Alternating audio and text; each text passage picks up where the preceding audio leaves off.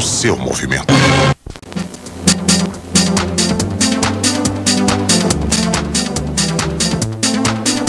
Oi, eu sou Maurício Manté e faço parte da equipe Step Force.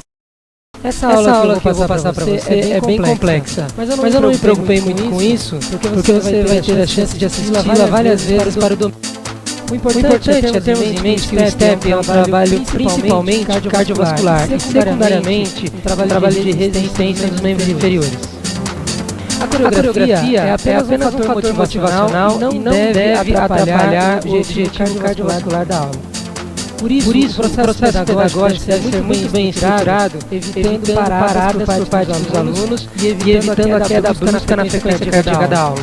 Preste atenção nos processos pedagógicos e não tente ministrar essa aula para os alunos. Não se deve fazer isso porque é uma aula de dificuldade 3+, que foi idealizada para você, professor.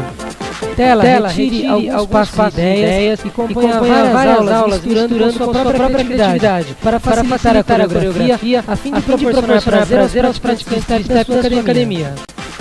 Bem, tenha uma boa aula e espero que você aproveite ao máximo todos esses momentos estaremos juntos.